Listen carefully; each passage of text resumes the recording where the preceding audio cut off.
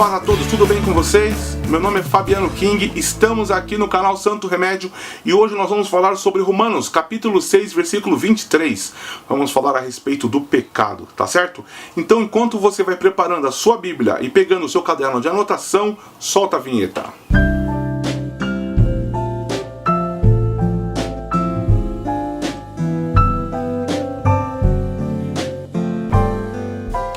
Então, galera, como eu estava a falar para vocês, vamos lá ler então o capítulo 6 de Romanos, versículo 23, que diz o seguinte: porque o salário do pecado é a morte, mas o dom gratuito de Deus é a vida eterna por Cristo Jesus, nosso Senhor.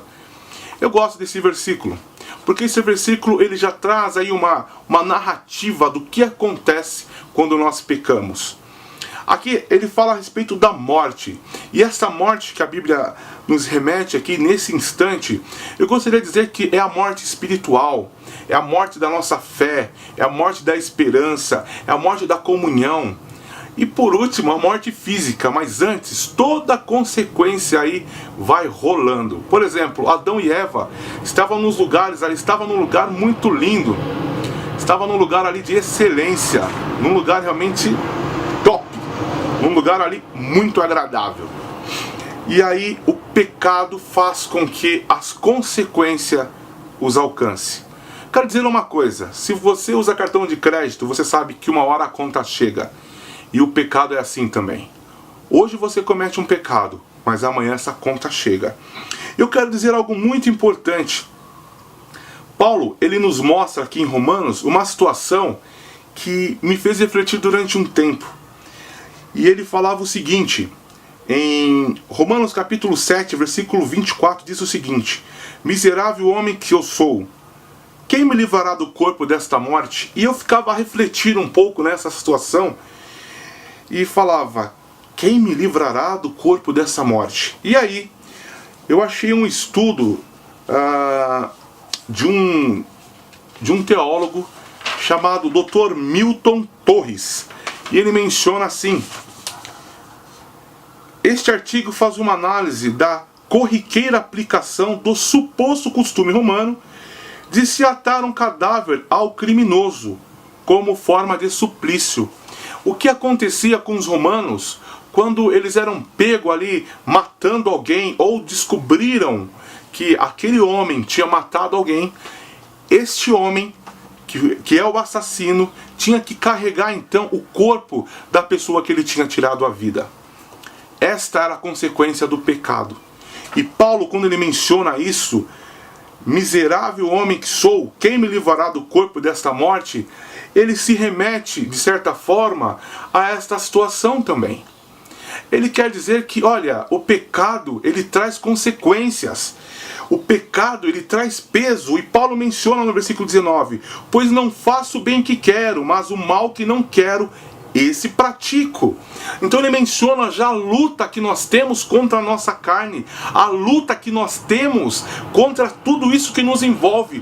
Hoje vivemos num mundo que nós precisamos ter para ser. Tem gente que quer ter grandes carros, grandes casas. Algumas pessoas querem ter o melhor celular, outras querem ter o melhor isso, o melhor aquilo. Mas eu pergunto, será que isso vai trazer paz aos nossos corações? Será que é isso mesmo que a Bíblia se remete, a Bíblia se transfere? Mas eu vejo que muitas pessoas têm se vendido a isso, têm dado luxo a essas coisas e têm tentado crescer a qualquer custo, passar por cima de qualquer coisa. Mas lembre-se de uma coisa: se você pecou, uma hora a conta vai chegar na tua casa. E essa conta pode ser muito cara, porque o pecado ele traz consigo inquietação, traz insegurança, ele traz medo. Veja o que acontece com Adão e Eva. Quando a Eva é questionada, ela começa a falar que foi a serpente. Quando Adão é questionado, ele fala que foi Eva, porque é o medo, o receio. E o mais engraçado também se acontece com Caim, lá na frente, mas Deus a menciona para Caim: Caim, o pecado jaz à porta, mas cabe a tu dominar o pecado. E aí quando ele comete ali o assassinato, ele já começa a responder Deus de uma outra maneira: acaso eu sou o tutor do meu irmão?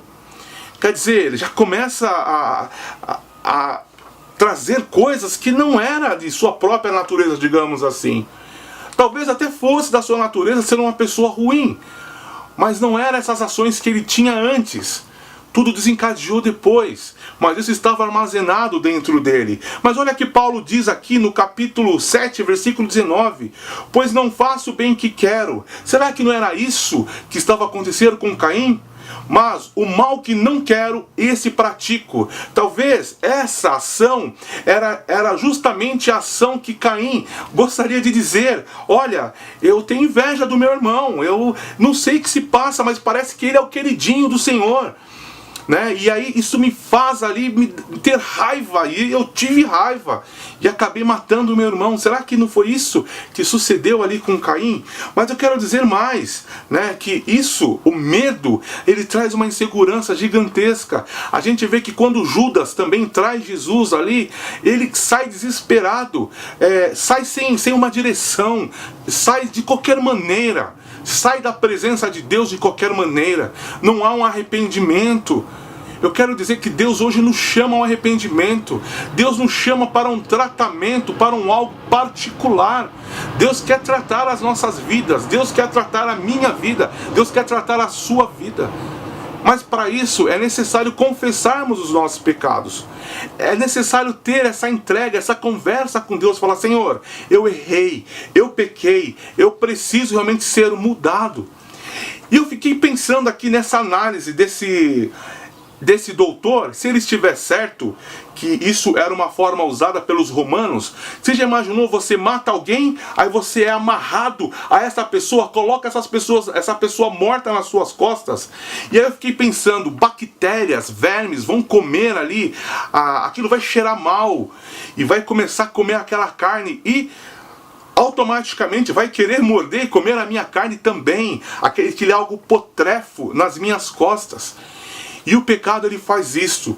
Muitas vezes ele nos escraviza e faz com que você arraste esse pecado por longos dias, por longos quilômetros, e você não se sente bem onde quer que você vá. Então eu digo a você que está realmente oprimido com esta ação: se arrependa. Busque a presença de Deus. Eu não sei o que você fez, mas eu sei que Deus te ama. Durante muito tempo eu me culpava por muitas coisas, mas eu pedi perdão ao Senhor. E a graça de Deus tem me alcançado dia após dia. E é por isso que eu venho dizer que a única solução é confessarmos os nossos pecados, é pedirmos ajudas ao Pai. Senhor, me ajuda. Se você não consegue fazer isso sozinho, procure alguém da sua confiança, alguém que vai te confortar e não vai espalhar o que você passa a outros. E essa pessoa vai te levar ali a buscar a presença de Deus. Faça isso. Mude de vida hoje. Tenha paz. Não existe nada melhor do que sentir tranquilidade. Tem muita gente cheia do dinheiro e não tem paz. Tem muita gente com casas, carros e não tem paz. Precisa ficar bebendo muito, usando muita droga, porque há um vazio dentro delas, que essas coisas ela busca preencher. Busque a presença de Deus. Busque a presença de Deus. Procure alguém para conversar. Procure alguém para desabafar. E não esqueça de dobrar os seus joelhos e falar: Senhor, eu pequei, eu errei, eu preciso da sua ajuda, eu não consigo me reerguer sozinho. Eu conto contigo, porque eu não quero carregar o meu pecado putrefo nas minhas costas. Está pesado, está fedendo. Vermes, bichos estão comendo ali essa carne morta, esse pecado. E Senhor, uma hora, esses bichos também vão me pegar e vão começar a me comer, e pior, em vida. Vão me comer em vida. Esses vermes. Então pense um pouco. Deus te ama. Deus não criou você para passar por essa situação. Podemos passar por lutas e por dificuldades. A Bíblia fala: filhinhos, no mundo sofrereis aflições, mas tende bom ânimo, porque eu venci o mundo. Ele não diz que seria fácil. Paulo menciona, e eu acho interessante: pois não faço o bem que quero, mas o mal que não quero, este pratico. Versículo 20. Ora, se eu faço o que não quero, já não faço eu, mas o pecado que habita em mim. Acho então esta lei em mim, que, mesmo querendo fazer o bem, o mal está comigo. Porque segundo o homem interior, tenho prazer na lei de Deus, mas vejo nos meus membros outra lei, guerreando contra a lei do meu entendimento, e me levando cativo à lei do pecado, que está nos meus membros, que está na vida dele. E ele fala: miserável homem que sou, quem me livrará do corpo desta morte?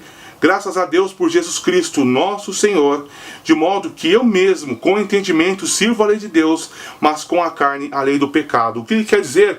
Que há uma luta, há um confronto, há um embate muito grande, mas ele entende que somente através de Jesus ele encontra paz. Quer ter paz, meu irmão? É o momento então de você se entregar a Jesus, mas não de uma forma superficial, mas de uma forma genuína. E aí você verá que mudanças vão acontecer. Você vai poder dormir em paz. Você vai poder acordar e ficar em paz. E vai sentir uma paz que o mundo não pode te oferecer. Que Deus abençoe. Até o próximo vídeo. Porque Jesus Cristo é o nosso santo remédio. Fica com Deus. Tchau, tchau.